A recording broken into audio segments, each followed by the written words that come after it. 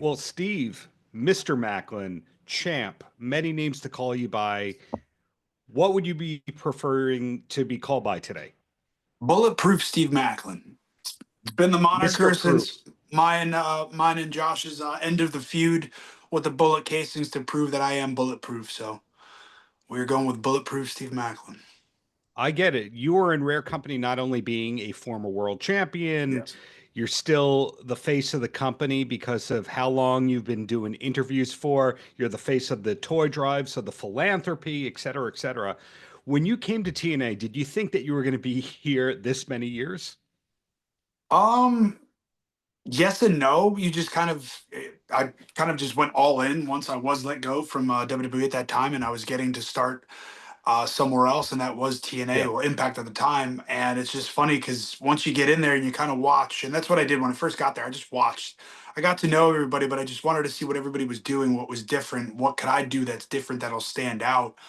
And I've always wanted to be a guy that could do the media, could be there as a showcase, to be a face of the company itself, to just be put out there and to just market it. And am I marketable and find my marketability as well as myself as a character. So it's been fun so far. Right. 3.5 year journeys. It's getting there. And it keeps getting bigger because UBS Arena, El Paso, that's a big room. Today they announced some Canada shows. Is UBS, given your Jersey roots, is that basically a hometown show for you? Uh, yeah, I guess tri-state area would be there. It'll be about tri-state area. So yeah, I would say for Jersey for me because I grew up next to Giant Stadium. Hmm. So it's about, yeah, maybe about 20 minutes to the main part of the city. But for where the UBS is, I'm not too sure how far the distance is. I've never been. That's where the Islanders play now, right? Yeah, Yeah. So basically they used to be the it's old Nassau Coliseum. I saw Metallica and Metallica and who opened for them? Oh, Godsmack there. So that was the only time I've ever been to the old Nassau Coliseum. But so yeah, I guess as a tri-state area boy, it'll be nice.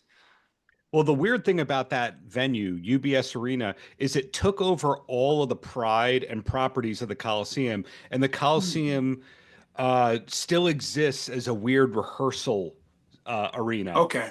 So I think when the bands, Izod. I think the Izod does that now in the Meadowlands as well because it used to be Continental Airlines Arena that I used to go to for all the shows, house shows, and TV when WWF was back there back in the day.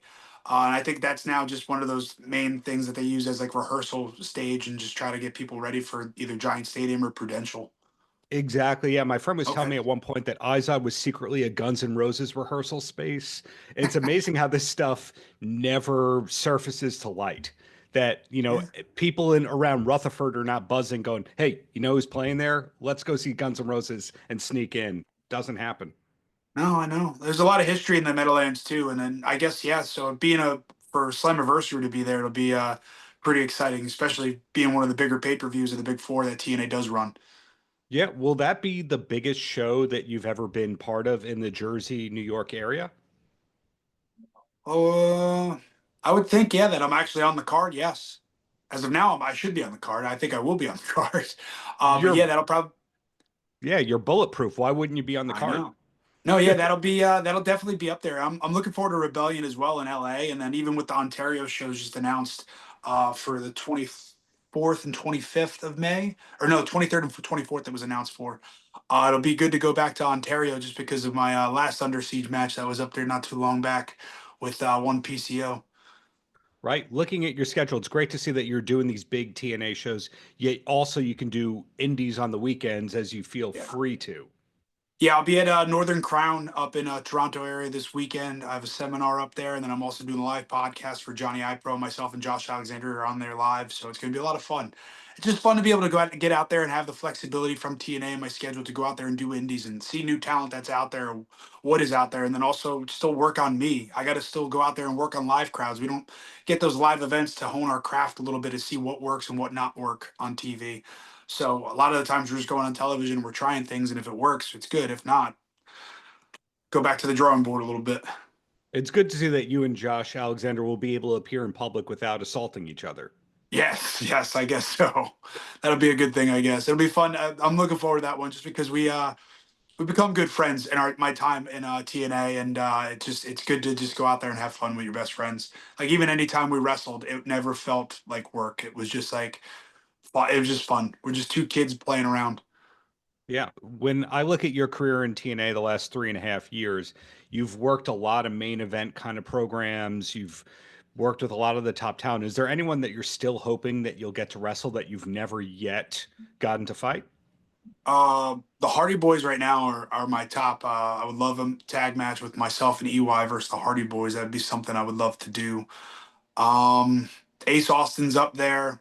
Chris Bay, whenever he does come back down the road, that's one hell of a story for him. And I'm even the video he posted not too long ago with his comments, and I leave it to him for what he wants to tell his story his way because he's asked that of the locker room for him to be able to speak his own mind. But for whenever he gets healthy and down the road, that'd be another match I'd love to have because we never get to have that one-on-one match together. I've heard a rumor that Chris Bay is secretly a good musician. He doesn't put out that he's a musician. Is this true? There are a lot of he is, but there's a lot of musicians like Hammerstone's a musician, Swan's a music. Like it's just crazy. There's so many different people in the backstage. You wouldn't expect to have different talents other than what they look like or what they do in the professional wrestling ring. There's so much more outside of it, and there's so many talented people in the locker room out of musicians. So it's pretty funny to see that. Are there secret Maclin talents?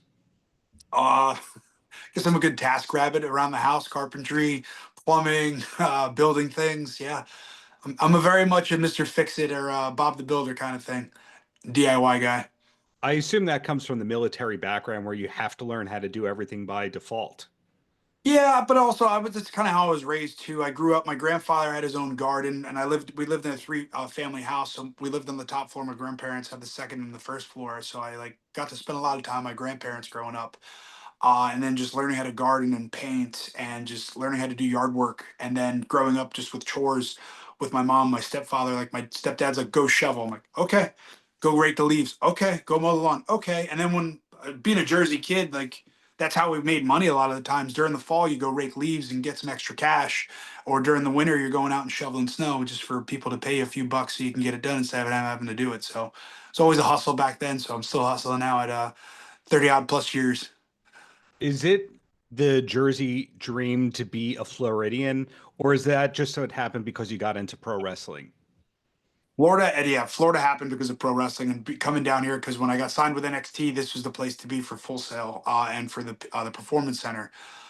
So it was just you couldn't get around that at the time. But now it's like I never want to leave Florida. If the furthest I think north, my wife and I will go, and we've talked about it, is South Carolina, and it's like Bluffton and Hilton Head area where my family lives up in that way. But other than that, like I do not miss the winter. I don't miss the cold. I miss the fall when football season starts. That's about it. But yeah, Florida is it's freedom Florida, I guess. Like people like to say, I love it here. It's just beautiful weather. Even right now, working out in the morning with the garage door open, it's not too hot, but I get a good sweat going. It's beautiful. And the beach is 30 minutes east. My parents now just moved down. They're about 45 minutes north from us, so it's pretty nice. So I'm pretty excited living here. What I hear from my wife, what she misses from Jersey is the produce, the Jersey tomatoes. Is that a thing? I miss good bread. That's the hardest thing. Bread, anything pizza related or just good bread is what I miss the most. And we talk about that all the time. And that was the one warning we told my parents before moving down. I was like, listen, you're gonna miss some things. My dad's like, I don't care. I love the weather. I'm like, okay. All right. I was like, now you get Bucky's. So Is the importing the water from Jersey a myth? You know how um people who make the bagels and the pizza say that they do that? there's some place there's a place called Brooklyn Water Bagel that does that from what we're told, but they're still not as good as anything up north. They're very good and close enough, but nothing's the same as when you get up north and you get a good sandwich from a good deli or just you get any kind of type of pizza. My favorite place to get pizza is Park Tavern in East Rutherford, right over the train tracks from my hometown. Oh, And that any we were just up there not too long ago for an indie, and D looks at me, she said, "Want to go Park Tavern?" I'm like, "Yes." So it's just yeah, that's those little things I miss. But other than that, I don't miss the winter. And I love the weather here at all times, especially being 40 minutes from Disney. So, one thing I can't figure out about you from just looking at the social media is whether you have endorsements at this point in time. Because at this level of your career as a wrestler, you have to have at least three business ventures outside of wrestling, at least four endorsements, including an energy drink. But I don't see any of that. sometimes I'll be posting on there. We get some stuff here sent to the house and whatnot. I'm very, I need to get better at social media just because I've never been a social person. I also like to keep some things private just because I like to enjoy my life and keep it hidden. I don't have to put everything out there for everybody and pull the entire curtain back. But most of the time, if you're looking at my social media, it's wrestling, my dogs, or my wife and I, and that's pretty much it. So there's no protein powder in the works. Oh, there's protein. For me to make protein powder, no, I would not do that. Redcon is my go-to supplement company, so I'll give a cheap plug for Redcon One, because they've been my best. I've had them for over a decade now, and their protein and their pre-workout are my go-tos. I'm weaning off the pre-workout as I get older now, which is good. Less caffeine in my system is a little bit better because I'm just naturally energetic. So it's just getting more protein supplements out of that is the best thing in the world because they got one of the best tasting proteins out there. Going back to something you said, how you saw Metallica and Godsmack at the Nassau Coliseum, does that mean that you're in the metalhead contingent of TNA with Kazarian? Yeah, we talk music a lot and we send memes to each other a lot. I love all music. My wife and I just saw Aaron Lewis in Tampa last week, before Valentine's. That was kind of our Valentine's Day together, and it was awesome to just see that. And she's laughing because she's like, "We're kind of the youngest people here." I'm like, "Yeah, I think people here are more for the country side of things." But when he plays his Stained hits in like that country sound, and him and his band were up there, and it was just really good. But yeah, I'd say I'm a metalhead overall if I had to pick a genre. Either that or Limp Bizkit's my number one band. I grew up in that generation, so that new metal generation of Limp Bizkit, Linkin Park. But I still love my grunge. I love my metal. Yeah, country's grown on me now, which is a good thing. My wife likes that. CCR has grown on her now. She's a big Creedence Clearwater Revival fan now. For some odd reason, she loves putting it on because it puts a smile on her face when and then it puts a smile on my face too. So But I get the vibe you're more of a comics guy than a music guy at this point. yeah, I'm very much. I'm a nerd. Outside of work, I'm very much a nerd. I still play my video games. I was just playing 64 last night. I was playing No Mercy a little bit, and then some NFL Blitz. I got a buddy staying here. If you know Tom Hannafin, he's staying here at the house because we got TV going on for this week live at Full Sail on Thursday. So he came down a few days early. We've been just hanging out and barbecuing and just doing what we need to do to hang out and get time to see each other. If you're putting him up, he needs to be nicer about you on commentary. I plead the That fifth on that one. Okay, so down to the last few questions here. Yeah. What we've learned so far is you're the dependable face of the company. You're bulletproof. You'll be at UBS. You'll be in Canada. Are you going to be in El Paso as well? Yes. And no matter what, if there's a TNA date, I'm there. I'll be working in some capacity no matter what. I feel I've been put in a good position. I've always kind of been a key factor, I think, regardless whether I'm in the title picture or not. Even though Hmm. the main title of the TNA World title is what I want, but I've always been intertwined, whether it's in storylines and the focus. It's kind of funny how it always ends up on me in a little bit, where people don't realize that, I think. But I've always been intertwined and taken care of that way creatively, which I love because that's the point. If everybody just ebbs and flows and works into storylines, that makes the show better. And that's what I always strive to do is make the show better, make the product better, and also get myself out there more for people to understand who Steve Maclin is. Sure. Bringing it back to Jersey here, I don't think everyone realizes that you were the first notable graduate of Monster Factory Yeah. after the relaunch. What was it that made you go to Monster Factory, being besides, hey, it was in Jersey?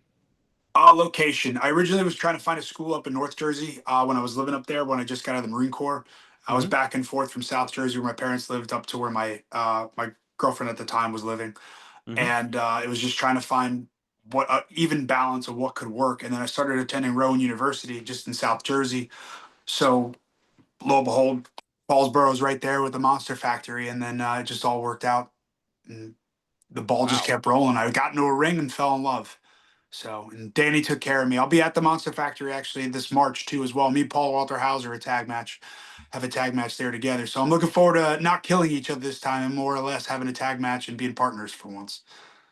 That was off my radar that Paul Walter Hauser would be appearing in the Jersey area on an indie event. Yes, we are having a tag match. We'll have to get back to the date. I know it's March. Is it March 8th? I think it is. So we'll be there at the Monster Factory Live, myself and Paul Walter Hauser. And I don't know if the match has been announced yet or not for who we're facing as our opponents, but I know we're both announced to be there. Follow-up question to working with Paul. When Yeah. you talk with him, do you only talk wrestling or do you not talk wrestling at all? We talk. It's funny to just text each other, which is fun. Like it's crazy to think. I'm like, oh wow, like I never thought we'd become friends, and that's one thing we become friends a little bit on the outside of wrestling. But we talk wrestling, and even after we wrestled at Revolver in Indianapolis, like it's just funny to like he asked me questions of like why call it this way or like do this, and like I'm like oh just because this makes sense here like for me, and like we can pay it back here just, and it's very much acting in its own way too. Where I ask him those questions, I'm like all right, well this is this like why do you do this or how would you go Mhm. into this scene and what's your mindset into this character, and it's just really cool to just kind of have that relationship. Hopefully it brings me to a red carpet soon, which would be a lot of fun, be a lot of fun to do that, and get that off the bucket list of things to do, especially for if it's a Marvel movie, which would be really cool. Sure. But he's become a good friend, and it's just funny to just even see now. I was watching randomly, Super Troopers 2 was on the Oh, television, and he like popped up. I'm like, oh shit, I forgot he's in this movie. And I texted him and said, like, no, I forgot you were in Super Troopers. So he's like, yeah, it was a really fun movie to be on. And he just gave me a whole story spiel on all those guys who were working the Broken Lizard guys, which is cool. So it's just I fun. didn't realize It's he was in that. Now, you mentioned Super Troopers too. Were you a Tacoma FD fan? I've tried to watch it here or there. I just television is very hard for me to just sit and watch. The last show that my wife and I have watched is Landman, but most of the time we're repeating shows while we're doing things around the house. But a lot of times we're always on the go. Got it. Usually the stock wrestler answer is that's what I watch when I'm doing cardio. Ah, okay. I usually watch wrestling when I'm doing cardio, like I did today. I was watching WrestleMania 17 main event and the whole build up with Austin and Rock, and just I was just like, oh man, I miss flash photography on entrances or moments like in the crowd. It just added so much to the theatrics of it. Just Right. that little thing that just meant so much. If you go back and watch some matches from the 90s and the 2000s before everybody had a phone, it just I don't know, it was so much cooler. Well said. Well, the last question I have for you is a Yeah. career one. And recapping a little more, former world champion, face of the company for the past few years, you've been around the world, but is there anything in wrestling you haven't yet accomplished that you're still hoping will happen? Get to Japan. Japan is a high on my list of bucket list to do in my career, to just be able to go there, work that style, whether it's Corrigan Hall, the Tokyo Dome, just anywhere in Japan would be a lot of fun. And I've always been told that I would fit well in that style, especially from Steve Carino. He and I become good friends with my time in the Performance Center, and we still text here and there. And he's always been one that vouched for me, and it's just cool to just know that like somebody had faith in me. Like, no, you would have a ball over there, and that's something that's high on my list. Is whether it's New Japan or Noah, just to go over, or even All Japan, to just get over to Japan and work, just because that's just I don't know. There's a vibe there that I've wanted to taste a little bit. Like you know what I mean? Like I just want to feel that crowd reaction and how to work that style a little bit more, and it'd be a lot of fun. So you're not afraid of hard hitting. No, So if you haven't that's been following me throughout my entire career, no, I'm not afraid of hard hitting. A you lot of are the times bullet. it's me hard hitting myself too. So Well, the bottom line is I'm looking forward to what's to come from you in TNA, looking yes, forward to the UBS show, seeing the El Paso on camera, seeing the Canada, etc. So, best way to follow you in the latest and the greatest is which social media or which website?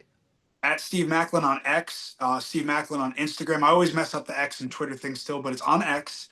And then also Pro Wrestling Tees for Steve Macklin Store, and then shop TNA as well.